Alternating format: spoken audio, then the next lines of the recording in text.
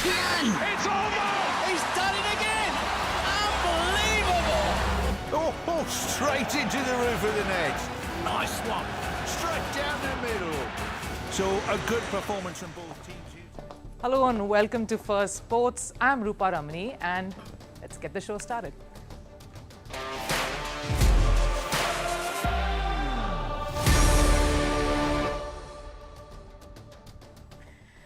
Right on the show today, one day to go for the all-important ICC meeting that's set to take place tomorrow. That's the 29th of November. Pakistan continues to hold firm on its demands. PCP holds a press conference that sounded much like a warning, saying ICC better treat them as equals. But with more countries showing concerns of playing in Pakistan, is Champions Trophy's exit imminent? Meanwhile, no Bangladeshi cricketer was picked up at the mega Indian Premier League auctions. Was there a silent pushback from preventing any Bangladeshis to be a part of the lucrative league after the alleged attacks on Hindus in Bangladesh? And we delve into the problematic superstar that is Conor McGregor, with his misdemeanors outside the ring stacking up against him. Has he tainted the image of the sport that he himself put on the global map? All of that coming your way, but first, let's take a look at the headlines. Starting with cricket, Jasprit Bumrah has regained the top spot in the ICC Test Bowlers rankings. This after Bumrah's sensational performance against Australia in the first test. The star pacer took 8 wickets in the match. Before the series opener, Bumrah was third. He dethroned Kagiso Rabada and Josh Hazlewood to rise to the #1 position.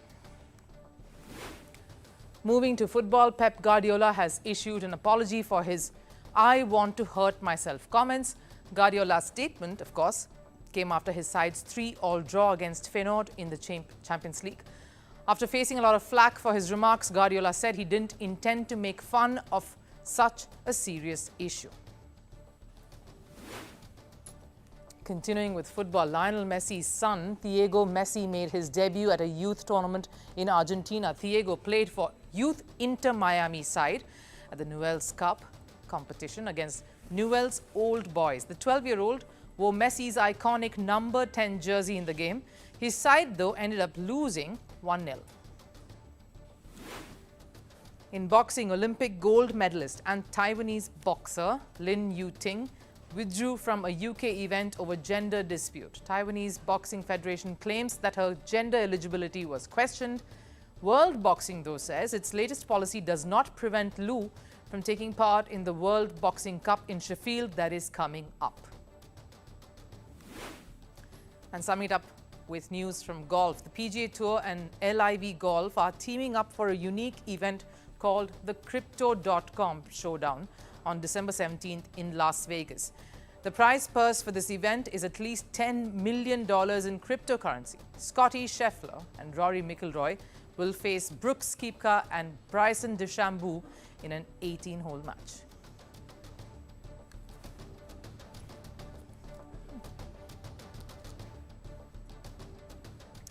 Now, Pakistan playing hardball. No, I'm not referring to the protesters in Pakistan who are rioting or the Pakistani government that has decided to give shoot-at-sight orders on any of the protesters who resort to violence, though this unrest definitely has set the stage on fire ahead of a key meeting that the International Cricket Council is going to have this Friday to decide the fate of the Champions Trophy. And the ICC will announce their decision on what is the way forward for the tournament. But the latest now is that not just India refusing to travel to Pakistan, but many other countries set to take part at the Champions Trophy have expressed concerns over the situation in Pakistan and the security. Just see the optics. Sri Lanka A side that was in Pakistan playing a series against the Pakistan's Shaheens refused to finish the series. Their second game, in fact, was halted just hours before it was set to start. And with no visible improvement in the situation, Sri Lanka were left with no choice. So you can only imagine where that would leave the other boards, the other cricket associations. This doesn't bode well for Pakistan. The PCP, though, continues to be defiant through it all. ऐसी stance लेके जाएंगे और हम पाकिस्तान के लिए best लेके निकलेंगे बाहर इंशाल्लाह ताला। हमारा मुसलसल आईसीसी से रब्ता है। मेरी आईसीसी के चेयरमैन से मुसलसल बातचीत जारी है। हमारी टीम्स बैठ के उनसे बातचीत भी कर रही हैं और हम पाकिस्तान के मुफाद में और पाकिस्तान क्रिकेट के मुफाद में जो बेस्ट चीज़ होगी वो लेके निकलेंगे इंशाल्लाह ताला। और हम स्टांस में बड़ा क्लियर हैं, लेकिन हमें विन विन होके निकलना है और मुझे बड़ी उम्मीद है कि कौम मायूस नहीं होगी इंशाल्लाह ताला। Right, one thing is clear, they do not want a hybrid model and they certainly don't want the money for selling the rights off. It is about pride here. And like the PCB chief himself says, Mohsin Naqvi, Pakistan want to be treated with equality, like how any other host nation of an ICC event would. The press conference there was not just about that. Mohsin Naqvi made it very clear that the Indian-Pakistan relationship, as far as cricket goes, cannot be one-way traffic. हम अपने stance में अभी भी clear हैं कि ये नहीं हो सकता कि हम जाके इंडिया क्रिकेट खेलें और इंडिया नहीं खेले यहाँ आके, ये नहीं हो सकता। तो जो भी होगा बराबरी की सतह पर होगा और हम उसमें आईसीसी को बड़ा क्लियर बता चुके हैं। तो आगे जो फाइनल बोर्ड मीटिंग में होता है वो आपको आगाह कर दें। फिर दोबारा एक बात साथ साथ कह रहा हूँ, बाकी आप लोग खुद समझदार हैं। ये नहीं हो सकता कि पाकिस्तान इंडिया जाके खेले और इंडिया यहाँ आके ना खेले। तो जो भी होगा बराबरी की सतह। Now, I understand the rage and the anger, but the country that is witnessing a violent protest with casualties on either side is not India, it's Pakistan. PCB needs to realize that they are sitting on a ticking time bomb, and that's also set to take the ICC down with it. ICC needed to announce the schedule with the dates, with the way, the tournaments, the when, the how, the what, on the 11th of November, an event that was called off because India, some days prior to that, had informed the ICC that they would definitely not travel to Pakistan. They hadn't got the clearance from the government. Now, the stakeholders associated with the event needed the dates and the schedule 90 days before the event was set to start off. ICC has now missed that deadline. Broadcasters in particular have been held back from commercially exploiting the event, which involves lining up sponsors, the adverts, promotions, everything that normally comes with a mega ICC event. All of that on hold now because clearly there is no clarity. There is no schedule or official announcement on when the matches will take place, the date exactly, and when all of that will start, which incurs a financial loss and that only the ICC will have to eventually bear. Here's what we're hearing. The event could be moved out of Pakistan entirely, not even a hybrid model. PCB does not wish to entertain either of these two possibilities or scenarios. Just a reminder of how the Champions Trophy works. The teams that finished top 8 at the ODI World Cup that concluded last year have qualified to be a part of the Champions Trophy. If the event goes ahead without India's participation, then Sri Lanka steps in to be the 8th team in place of India. The same Sri Lanka that has pulled out of the remainder of the series that their A side was playing in Pakistan. Now, I understand Pakistan wants to host an ICC event finally after decades, but it looks like this is a battle they will have to lose gracefully or face repercussions of not wanting to succumb to the larger plan.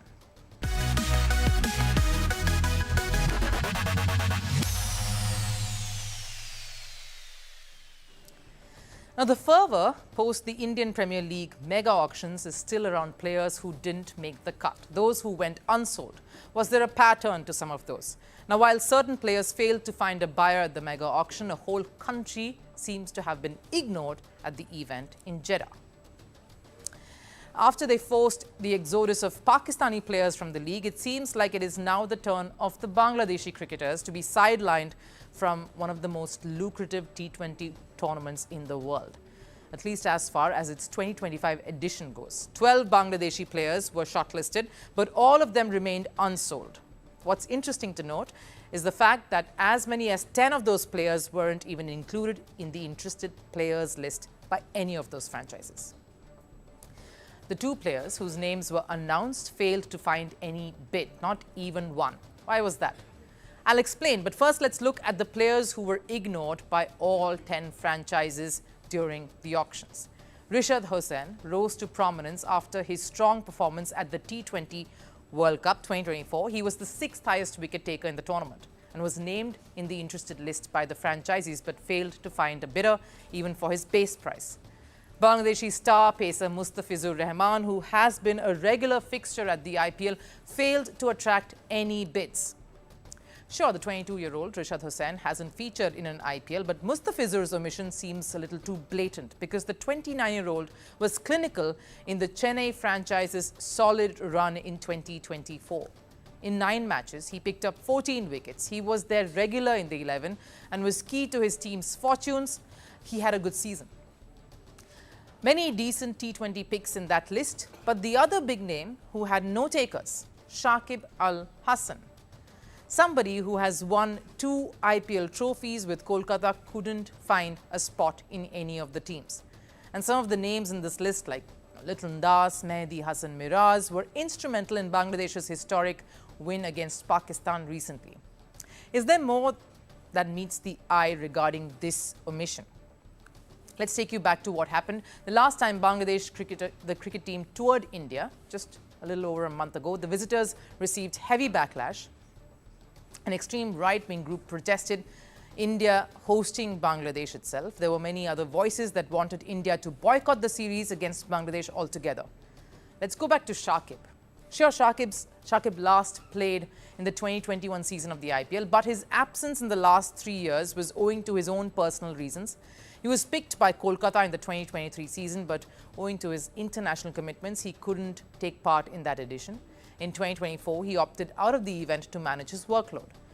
So it's safe to say it isn't his performance that saw him being set aside. The star batter has been in the middle of a storm owing to the student uprising and protests this year in his country.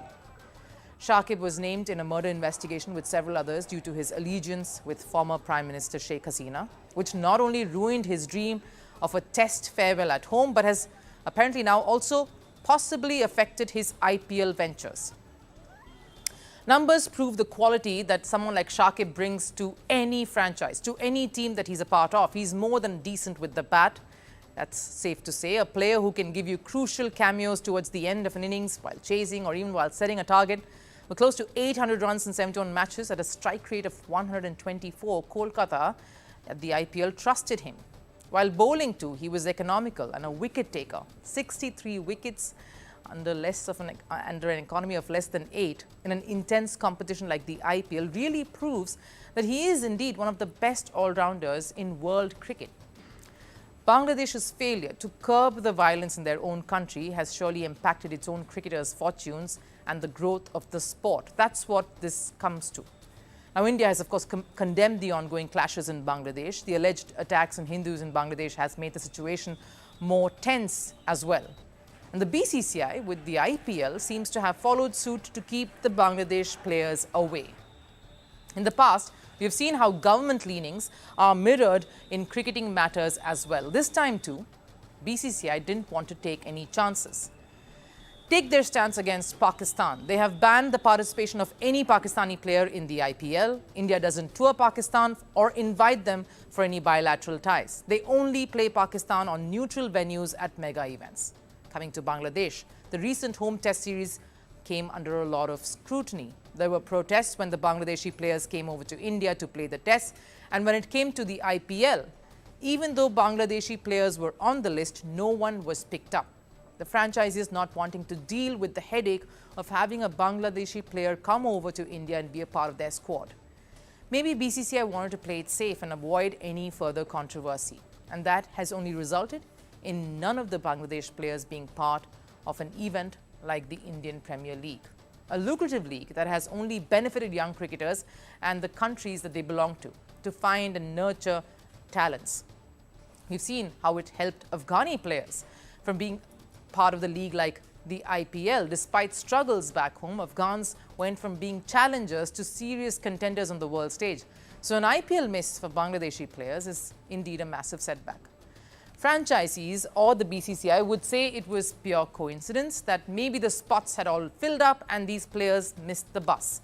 But maybe this other reason holds true too. After all, how often have we seen sports being used as the perfect platform, the perfect tool, in fact, to make a point that has political ramifications?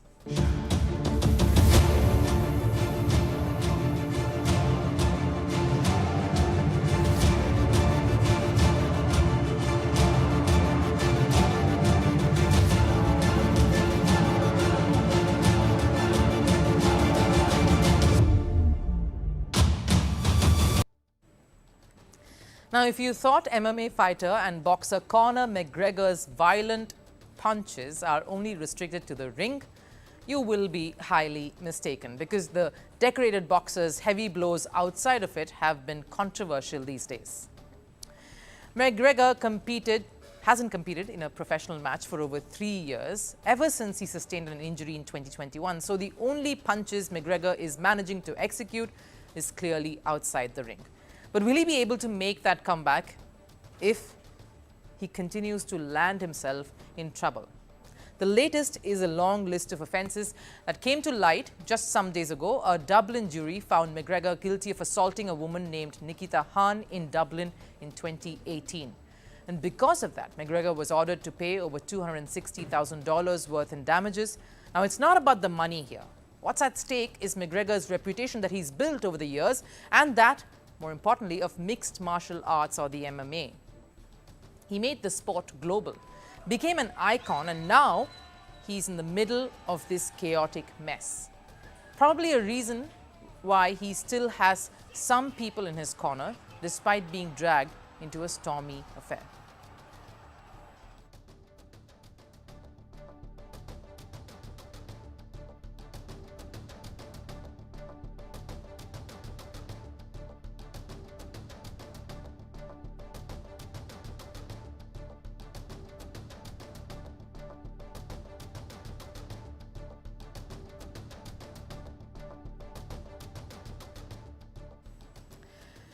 Of course, it doesn't help that the list of people backing McGregor also includes someone like Andrew Tate, who himself is facing legal issues, including charges of human trafficking and rape.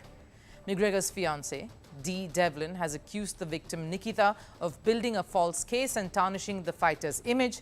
Devlin also pointed to CCTV evidence claiming it supported McGregor's innocence. I know I made mistakes. 6 years ago, I should have never responded to her outreaches. That's all on me.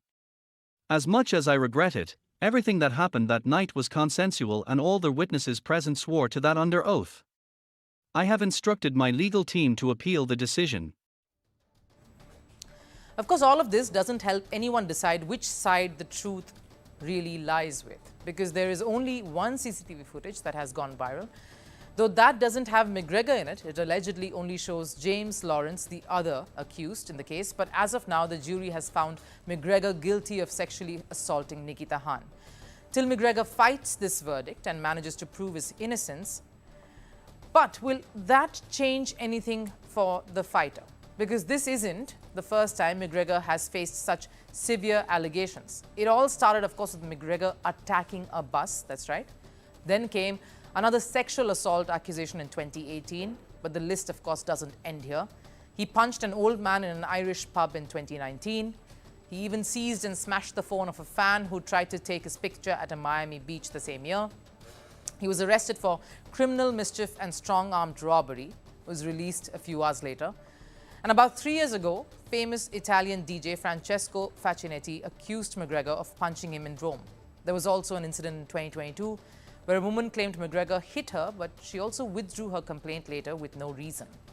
Clearly, all of these acts do not put the fighter in good light. And such episodes have also led to brands cutting off ties with the McGregor name, no longer wanting to associate with the problematic superstar or his brand, which of course has taken a massive hit with all of this. Which is a bit of a shame, because this is a fighter who put MMA on the map. Even today, the first name search engines will throw up when it comes to the sport fighting is Conor McGregor. Because what McGregor is to MMA, Muhammad Ali is to boxing, Michael Schumacher is to Formula One. The list goes on, but you get the picture. And yes, every superstar have had their share of controversies, sure. But these episodes, again, have brought sharp focus on what icons really mean to a sport and, of course, to those who watch and follow it. How what sports persons do outside their professional space could affect fans who have grown up idolizing them. It leaves an impact on a youngster who probably looked up to someone like McGregor all his or her life. And very little can console a fan whose idol has more than just let them down.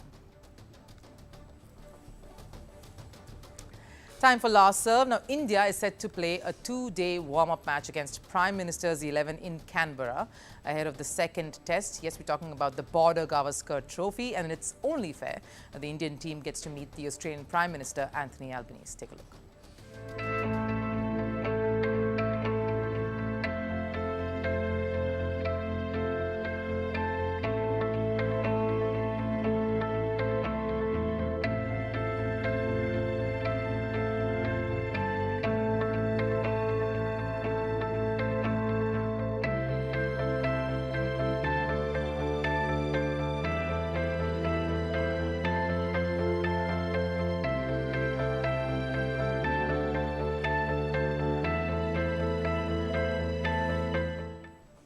The new father, of course, Rohit Sharma. Nice to see him back with the Indian squad and, of course, raring to take on Australia in that second test. That wraps up First Sports here today. I'll see you again tomorrow. Till then, bye-bye.